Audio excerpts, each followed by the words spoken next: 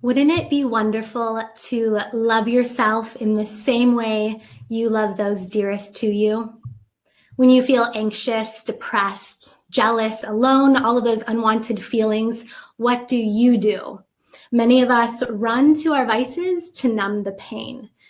Our guest today will be shedding light on how to work with our feelings so that we no longer have to suppress or avoid them.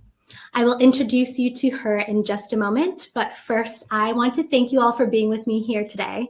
My name is Noelle Stearns, and I'm coming to you live from 1440 Multiversity, which is in Santa Cruz County, California, in Scotts Valley.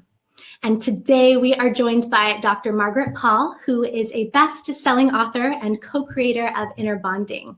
She holds a doctorate in psychology and is a relationship expert, noted public speaker, workshop leader, educator, chaplain, consultant, and artist. Dr. Paul has appeared on numerous radio and television shows, including The Oprah Winfrey Show. She has successfully worked with thousands of individuals, couples, and businesses, and has taught classes and seminars since 1967. She's also a faculty member here at 1440 Multiversity and will be leading a program April 6th through 8th called 6-Step Inner Bonding. So without further ado, please join me in giving Dr. Margaret Paul a very warm welcome. Hi, Dr. Margaret. Hi, Noelle. Thank you for a lovely introduction. Yeah, thank you for being with us today. And we recently interviewed you for a blog post on our website. And during that interview, you said that there are two kinds of pain, the feelings that come from the wounded self and the natural feelings that are a part of life. So can you describe the difference between these two types of pain? Yeah, so when we are abandoning ourselves, which we generally do in four major ways.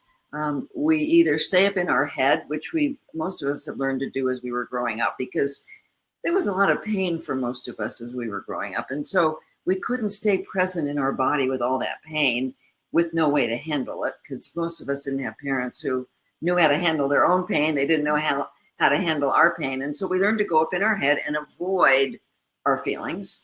Mm-hmm. And then we learned to judge ourselves very harshly. Many of us are always judging as sort of background noise. And we learn to turn to various addictions, substances, food, alcohol, drugs, nicotine, processes, TV, sex, porn, internet, video games, things like that. Mm-hmm. Or things like anger or giving yourself up, being compliant. And then finally, we learn to make others responsible for our feelings. And so when we abandon ourselves in any of these ways, what we do is we create what we call the wounded feelings, which is like anxiety, depression, guilt, shame, anger, aloneness, emptiness, jealousy. Now, feelings like anxiety and depression can also come from unresolved trauma as kids, or it can come from physical causes when we're not eating well and we create a toxic gut, and that goes up into our brain, and that can create anxiety and depression.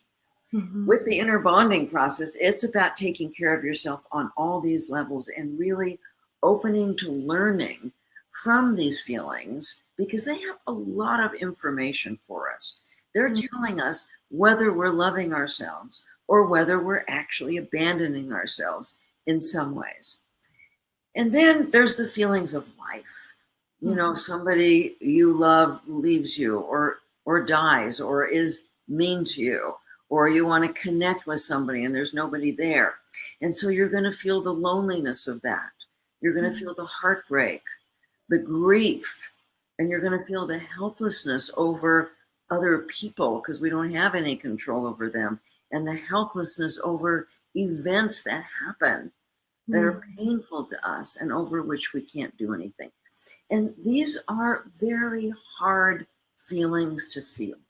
Mm-hmm. And as I said, most of us have had no role modeling for how to manage feelings like loneliness, grief, heartbreak, helplessness over other people and over events. And so we had to learn to protect against these feelings with all the ways we learn to abandon ourselves. Right. But all the ways we learn to abandon ourselves are what create the wounded feelings. And so sometimes all these ways that we've learned to abandon ourselves are creating even more feelings than we would feel if we were open to the painful feelings of life. But it's super important for everybody to learn how to manage the painful feelings of life. And this is one of the things that they're going to learn in the inner bonding process. Not only how to learn from the wounded feelings, but how to manage these deeper core painful feelings of life so that they don't have to avoid them. Right. That makes so much sense. Can you describe a little bit more about what inner bonding is? About what? I didn't hear you. Oh, inner bonding. Sorry, I'm getting feedback here. I don't know if that's me here. I might switch mics. But can you describe the inner bonding process and those 6 steps? Can you give us a general overview of that? Yes.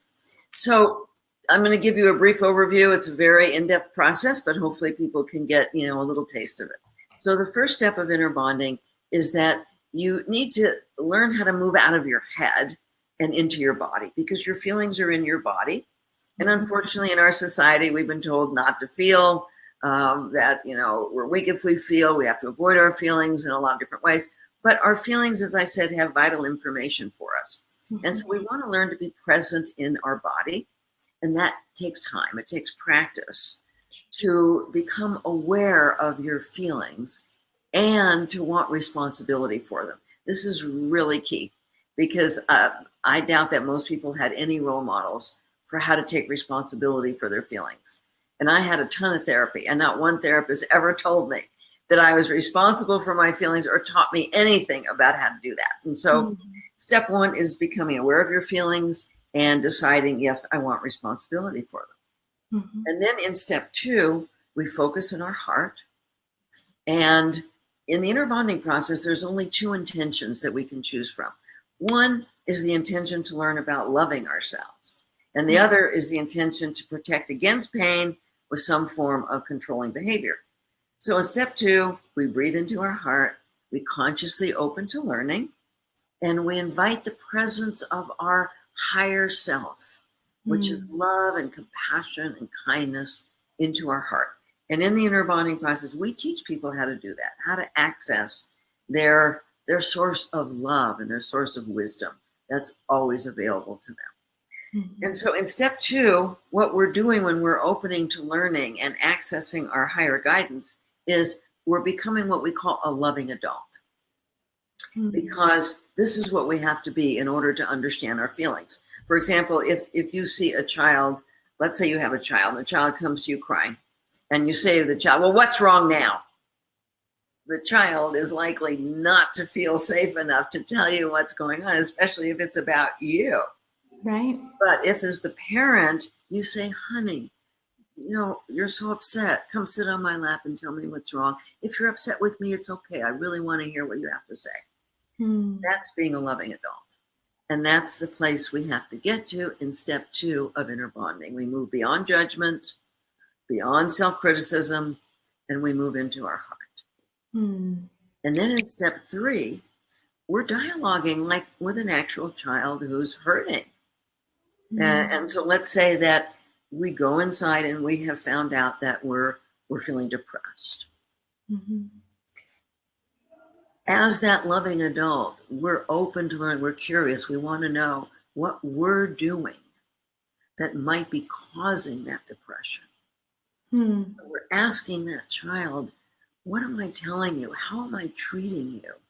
What am I doing or not doing that's making you feel this way? And then we go inside and we let the feeling talk. So that feeling self, which we can call our inner child, might say, well, you're ignoring me all the time. You never listen to me. You don't even know I exist. I'm completely invisible to you. You make everybody else more important than I am. You don't love me at all. I don't feel loved by you. I don't feel important. I don't feel cared about. Of course I'm depressed. Yeah. So we're getting a lot of information, all of our feelings have this information for us. Can I ask you, when you are talking to that inner child, is this through meditation or hypnosis or journaling or actually talking to yourself? You can do it in journaling, or you can do it out loud. Okay. We suggest people do it out loud or in writing at the beginning of the process. Once you're good at it, you can do it in your mind silently, especially if you're with somebody else. But I do it a lot out loud. I'm always doing it because I'm now present in my body. I'm aware the moment there's something less than peace and fullness inside. So I immediately say, hey, what did I just tell you? What's going on? What am I doing? And I get the information right then and there. Nice. Okay, so once we understand what we're doing, then we open to what we call the wounded self. This is the ego self.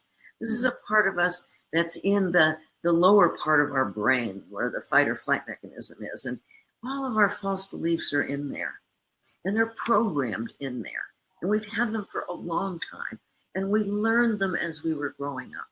And so we say to that part of us, there must be a good reason that you're ignoring the inner child, that you're pretending like these feelings don't even exist.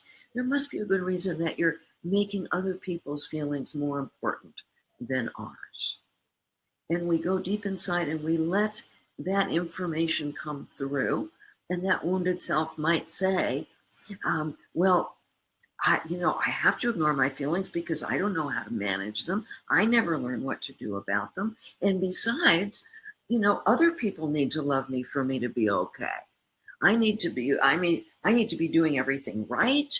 And then once I do everything right, then they'll love me and then I'll be okay. So that might be some of the false beliefs of the wounded self.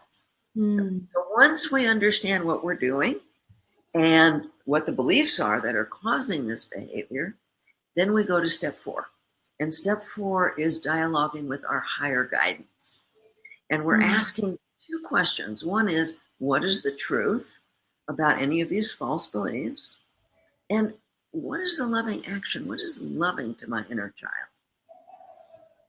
And so we ask the question, like I would say, what's the truth about the fact that I just have to ignore my feelings and it's up to somebody else to make me feel like I'm okay? And then I'd open and my guidance might say, well, of course it feels good when other people value you, but if you had an actual child, would you not want to be loving to that child, or would you always want to give that child away to somebody else? Would you be ignoring the feelings? Would you always be making somebody else responsible? And I'd start to see, wait a minute, this isn't working. This isn't working for me. So then I'd say, well, what's the loving action? What do I need to do for my inner child to start to feel loved? And my guidance might say, you need to move out of your head. You need to move away from focusing on everybody else and start to focus inside. You need to pay attention to your own feelings, and that's going to take some practice. Now, the loving action can be many, many, many, many different things. The guidance might say you have to change your diet, or you have to go back to school, or whatever. And then in step 5, well, actually, guidance never says you have to. Guidance just advises. My guidance never says you have to do this or you have to do that. My guidance always says, well, you might want to try this or you might want to try that. My guidance is never controlling with me and telling me what I have to do. Oh, I love that. Shouldn't have said have to. Anyway, so then once we get the information, we go to step 5, which is now we have to take the action. If we don't take the action, none of it means anything. And so now I have to practice getting present in my body, paying attention to my feelings, or whatever else my guidance has said would be helpful to me. And once I've taken that action, or at least imagine taking the action, then I go to step 6, which is, how do I feel now? How do I feel now as a result of taking a loving action on my behalf or on behalf of somebody else? And we tune back in and we see how we feel. And if we're feeling some relief, if we're feeling better about ourselves, then we know that we've actually taken a loving action. And if we don't, then we go back through it again, looking for another loving action. Now, of course, that's very brief. Yeah. It takes longer than that to Sure. understand the steps and to actually do them, but at least you get a taste of it. Yeah. And in your experience, what have you found to be a common or one of the common results of people going through the inner bonding process and having that be in their arsenal of self-care? Oh, their whole life changes. It's, they start to see and value themselves. They start to speak up for themselves in their relationships. If they're looking for a relationship, they stop attracting people. See, we attract people at our common level of woundedness or our common level of self-love. So the more we're loving ourselves, the more we're attracting people who are also loving themselves into our lives. We start to heal physically too, because when we're not listening to ourselves and loving ourselves, we get very tense, very stressed, and that eventually will result in illness. And so by learning to love ourselves, we release the anxiety and the stress out of our body, and we start to heal physically. We start to discover what we're really here about. What is our passion? What is our purpose? We become able to share love, because when we're abandoning ourselves, we're only trying to get love. Somebody has to love me for me to be okay. But when we're loving ourselves, we get all filled up with love. And then we have love to share, and we have the most wonderful experience in life, which is the sharing of love. See, so many people think that the best experience is when they get love. Somebody loves them, somebody approves of them. Right. Boy, that doesn't come close to the joy of sharing love. And we don't have love to share until we know how to love ourselves and fill ourselves up with love. So there's so many wonderful things. I actually never felt joy until I started to practice inner bonding. Wow. Yeah, I never did. And then I feel joy so much in my life. Just waves of joy come over me. It's just amazing. It is, and I can feel the joy off my screen. You're literally glowing that joy now. It's amazing. And as I want to speak to everyone watching, as Dr. Margaret said, this is a very brief overview of it, but if you do want to go deeper with her, she will be here April 6th through 8th, and you can find more information on her program on our website at 1440.org/Paul, or you can also go to 1440.org and search for Inner Bonding or Margaret Paul. And is there anything you would like to say at this time, Dr. Paul, about the program, what to expect, anything like that? The program is a combination of lecture, exercises, discussion. I work with some people so people can get a chance to see the inner bonding process at work. It's a very powerful program. And most of the time people leave this program feeling like life has changed for them. It's really that powerful. Of course, it's just a weekend. So it's like, a first piano lesson. They're learning the steps. They will learn the steps. And then, of course, they need to practice. But I so look forward to meeting all of you that are going to show up for this workshop. Yeah, we look forward to seeing you, definitely. And I have one last question. Are you allowed to say anything about your new book?